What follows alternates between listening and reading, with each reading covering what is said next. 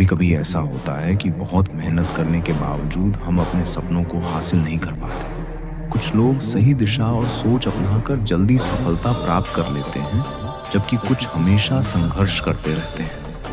ये सिर्फ मेहनत का खेल नहीं है, बल्कि सही नीतियां अपनाने का भी है। आज मैं तुम्हें वही 5 जीवन के मंत्र बताऊंगा जो तुम्हें सफलता की ओर ले जाएंगे। पहला मंत्र, कभी ऐसा लगता है कि तुमने बड़ा सपना देखा, लेकिन उसे साकार करने में डर लगने लगता है। सपने वही सच होते हैं जिनके पीछे पूरी इच्छा शक्ति और साहस हो। हर बड़ा काम पहले एक सपना ही होता है और फिर वही सपना बनता है एक हकीकत। इच्छा शक्ति ही सफलता का असली मंत्र है। दूसरा मंत्र, तुम्हारे सामने कई रास्ते होते हैं, लेकिन सही रास्ता चुनना मुश्किल लगता है। ऐसे समय में शांत होकर अपनी अंतरात्मा की सुनो। तुम्हारी अंतरात्मा ही तुम्हें सही दिशा दिखाएगी। ये तुम्हारे लिए एक ताकत है जो तुम्हारी सोच को साफ करती है और सही निर्णय लेने की क्षमता देती है। तीसरा मंत्र, वर्तमान पर भरोसा रखो। कभी ऐसा होता है कि हम अपनी गलतियों को याद करके भविष्य पर ध्यान नहीं दे पाते। तुम बार बार उन गलतियों के बारे में सोचते हो और यही सोच तुम्हें आगे बढ़ने से रोकती है। जो बीत चुका उसे भूलो। हर मुश्किल एक अवसर है। तुम्हें सिर्फ ये समझना है कि हर असफलता से कुछ नया सीखो और फिर से कोशिश करो। चौथा मंत्र, कभी कभी ऐसा होता है कि गुस्से में आकर हम कुछ ऐसा कर देते हैं जो बाद में पछतावा बन जाता है। क्रोध से कभी कोई समस्या हल नहीं होती। शांत रहकर हर कठिनाई का हल निकाला जा सकता है। कभी भी समस्याओं को घबराहट से न देखो, उन्हें अवसर समझो। यही वह तरीका है जो तुम्हें आगे बढ़ने की शक्ति देता है। पांचवा मंत्र, कभी ऐसा लगता है कि किसी काम को असंभव समझकर उसे छोड़ देना ही बेहतर होगा। असल में असंभव वही है जिसे हम असंभव मानकर छोड़ देते हैं। असंभव कुछ भी नहीं है, बस तुम्हें साहस और सही दिशा चाहिए। याद रखो, समस्या तुम्हें खत्म करे उससे पहले तुम समस्या को खत्म कर दो। यह असली नीति है। तो पुत्र, यही 5 मंत्र तुम्हें अपनी जीवन यात्रा में सफलता की दिशा दिखाएंगे।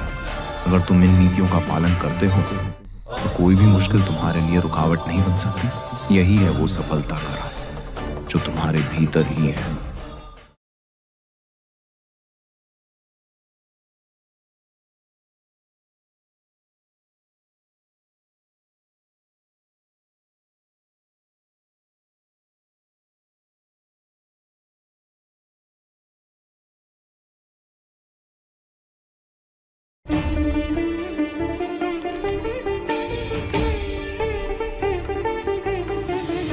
घर के झगड़े कभी भी बाहर मत ले जाओ।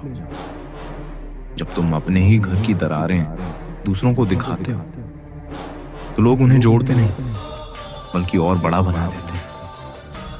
दुनिया दया नहीं करती, तमाशा बनाती है। घर की आग अगर बाहर फैली तो सबसे पहले तुम्हारी ही छत को जला देगी।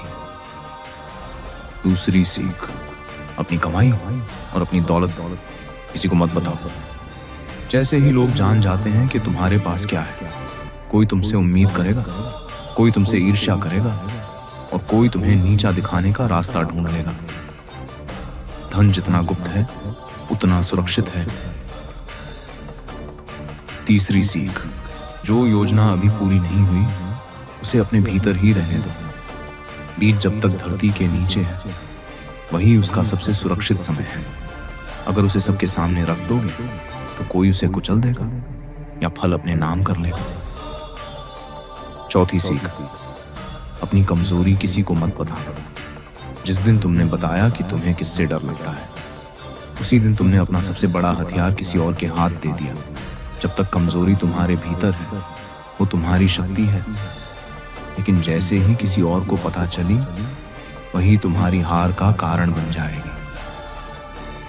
और भावनाएं, चाहे गुस्सा हो, मोह हो, शाखा हो या दर्द, कभी सबके सामने मत खोलो।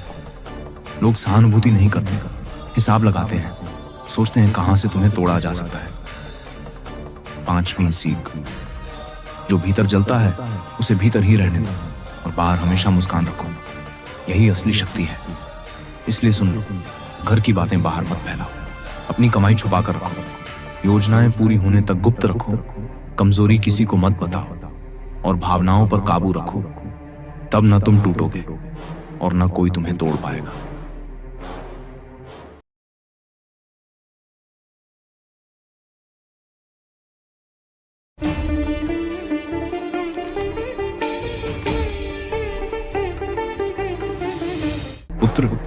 क्या तुमने कभी सोचा है कि दो व्यक्ति समान मेहनत करते हैं, फिर भी एक अमीर बनता है और दूसरा जीवन भर संघर्ष करता रहता है? आज मैं तुम्हें वह रहस्य बताता हूँ जो चंद्रगुप्त को राजा से सम्राट बनाने वाला था। ये केवल धन की नीति नहीं, ये जीवन बदलने का मंत्र है। पहली नीति, लक्ष्मी बुद्धि की दासी है, श्रम की नहीं। अगर केवल मेहनत से ही धन आता तो हल चलाने वाला किसान सबसे अमीर होता। अगर मेहनत ही सब कुछ होती तो हाथी पालने वाला आदमी सम्राट होता। श्रम जरूरी है, लेकिन सिर्फ श्रम से काम नहीं चलता। लक्ष्मी उन्हीं के पास आती है जो बुद्धिमत्ता और नीति को समझते हैं, जो अवसरों को पहचानते हैं। हर दिन अपने धन के फैसलों का हिसाब रखो, ताकि तुम जान सको कि कहाँ सुधार की जरूरत है। दूसरी नीति, धन को पकड़ने से पहले खुद को संभालो जैसे दीपक में घी, बाती और आग सब हो, लेकिन हवा के खिलाफ रखने पर बुझ जाता है। वैसे ही मेहनत, धन और अवसर होने के बावजूद यदि तुम्हारे पास नीति नहीं है तो वे सब बेकार हो जाते हैं। धन से पहले संयम और चरित्र की जरूरत है। जो व्यक्ति धन आने से पहले ही गलत रास्ते पर चला जाता है, वह धन को स्थायी नहीं रख सकता। तीसरी नीति, धन खर्च करने की नीति कमाने से बड़ी होती है। धन कमाना एक कला है और उसे बचाना और बढ़ाना उससे भी महत्वपूर्ण है। जो अपनी सारी कमाई यूं ही खर्च कर देता है, वह धन का अपमान करता है। धन तब तक नहीं टिकता जब तक उसका सम्मान न किया जाए। धन का सम्मान तब होता है जब उसे समझदारी से इस्तेमाल किया जाए और दूसरों के लिए उपयोगी बनाया जाए। चौथी नीति, अवसर पहचानने वाला ही अमीर बनता है। अवसर खुद से नहीं आते, उन्हें पहचानना और पकड़ना पड़ता है।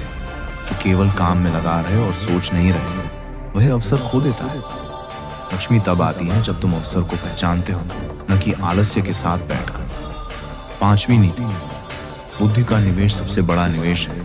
धन को केवल भौतिक वस्तुओं में मत लगा, उसे अपनी बुद्धि में लगाओ। जो अपने ज्ञान को बढ़ाता है, वह अपने आप को ऐसा बना लेता है कि धन खुद ब खुद उसके पास आता है। योजना तभी सफल होती है जब वह गुप्त रखी जाए, क्योंकि जितनी गुप्त योजना होती है उतनी ही सफल होती है। अंत में यह जान लो, धन का संबंध परिश्रम से नहीं, सोच से होता है। क्योंकि श्रमिक बदलते हैं, परंतु नीति से चलने वाले राज करते हैं। जब मैं खुद डिप्रेशन में था, मैं खुद स्ट्रेस फेस कर रहा था, तो एक इंसान मेरे पास आया, उन्होंने बोला